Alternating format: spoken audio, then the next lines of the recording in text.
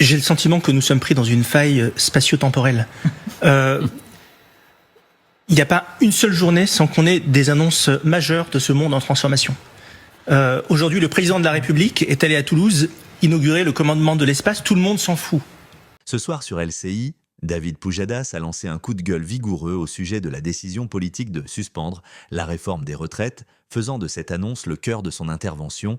Il a dénoncé la tentation politique de la temporisation et souligné que reporter la réforme n'efface pas les contraintes financières ni les enjeux intergénérationnels en mêlant ton personnel, analyses économiques et interrogations citoyennes. Pujadas cherchait à réveiller le débat public et à rappeler l'urgence de trancher des choix structurels. Tout le monde s'en fout. Et pourtant, ça sera l'un des théâtres d'opérations majeures des décennies à venir. Vous avez le patron d'NVIDIA, il y a quelques jours, qui dit « ça y est, la Chine a gagné la bataille de l'intelligence artificielle ». Vous avez un robot humanoïde qui arrive sur le marché tous les jours, qui va mettre des gens au chômage dans les années et les décennies qui viennent. C'est de ça dont on devrait être en train de parler aujourd'hui. Et là, on est prisonnier de cette faille spatio-temporelle qui nous rend prisonniers de 1981, où on considère collectivement, enfin pas nous, mais beaucoup, semble-t-il, en particulier... La suspension prend place dans un climat politique déjà tendu, où la durée et le calendrier des réformes constituent des enjeux majeurs pour la majorité, et l'opposition, reporter une mesure, transforme le débat public. L'attention se déplace alors vers les raisons politiques de l'ajournement. Coûts électoraux, pression sociale, arbitrage interne, plutôt que vers les contours techniques de la réforme. Cela crée une instabilité décisionnelle qui complique la préparation d'alternatives crédibles par les administrations et les partenaires sociaux. Différer une réforme a un effet mécanique sur les trajectoires financières. Les économies attendues sont retardées, les déficits peuvent s'aggraver et des mesures transitoires doivent être financées. Entre ajustements comptables, besoin de trésorerie et possibles mesures palliatives, l'État peut se retrouver à bricoler des solutions coûteuses à court terme. L'accumulation de ces reports augmente la difficulté d'obtenir des équilibres durables sans recourir à des hausses fiscales ou à des coûts. Beaucoup, semble-t-il, en particulier à l'Assemblée nationale, qu'il existe un chemin où il n'est pas nécessaire de travailler plus, par un miracle, par de la magie. Et on est en train de faire de la future élection présidentielle qui devait être un moment de rendez-vous précisément pour parler des grands enjeux d'avenir qui vont tout métamorphoser. On est en train d'en faire un référendum sur la réforme des retraites. Moi, je suis extrêmement en colère, je suis extrêmement inquiet. Et je pense que nous devrions avoir honte vis-à-vis. La suspension résonne auprès des syndicats, des organisations patronales et des salariés de manière hétérogène. Certains y voient une victoire tactique, d'autres une trahison d'un impératif de justice intergénérationnelle.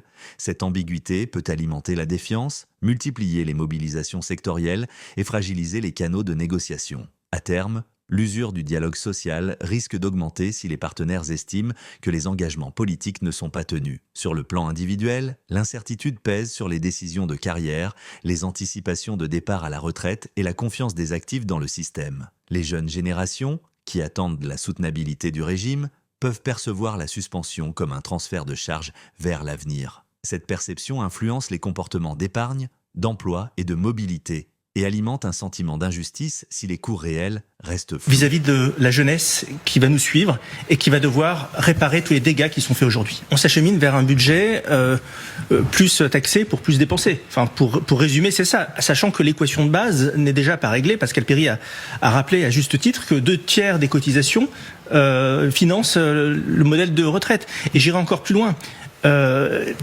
Là où nous trahissons les générations futures véritablement, c'est que c'est quelque chose qui a été dit d'ailleurs par François Bayrou, c'est un économiste qui... Une suspension peut nécessiter des arbitrages juridiques, mesures transitoires, adaptation des textes, calendrier parlementaire et solliciter fortement les institutions de contrôle et de conseil.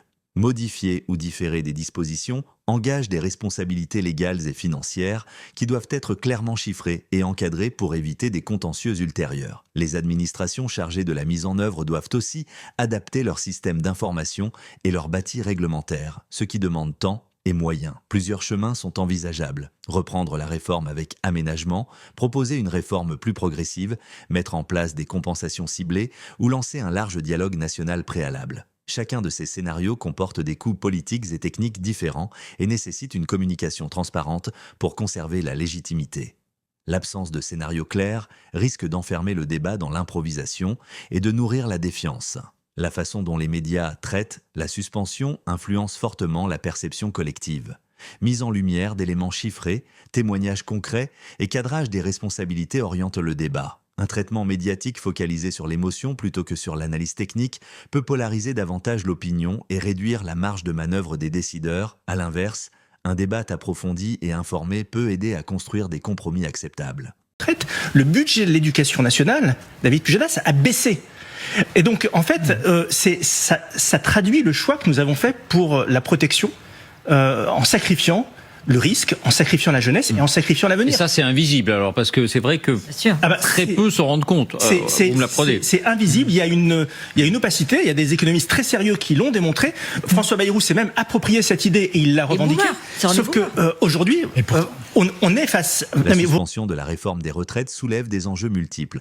Politiques, budgétaires, sociaux, juridiques et communicationnels, dont les conséquences se déploient à court et moyen terme. Le coup de gueule de David Pujadas vise à concentrer l'attention sur ces dimensions et à exiger des choix clairs plutôt que des temporisations qui déplacent les problèmes. Pour sortir de l'impasse, il faudra à la fois des scénarios plausibles, une pédagogie publique solide et une capacité politique à assumer les arbitrages nécessaires. On est face... Non mais vous vous rendez compte les choix budgétaires qui sont faits. C'est-à-dire qu'on est dans cette société de la connaissance où on accepte l'idée de baisser le budget brut de l'éducation nationale, c'est-à-dire consacré à l'éducation, alors que nous décidons de ne pas prendre de face le sujet des retraites. C'est une trahison. Je répète le mot parce que je suis extrêmement en colère. Rafik, sur l'opinion, ceux qui nous regardent, faut se dire, il y en a 7 sur 10 qui se disent « Ah non mais, j'ai pas envie de travailler plus ». Le rôle d'un dirigeant politique, c'est évidemment de comprendre ses électeurs, mais pas que.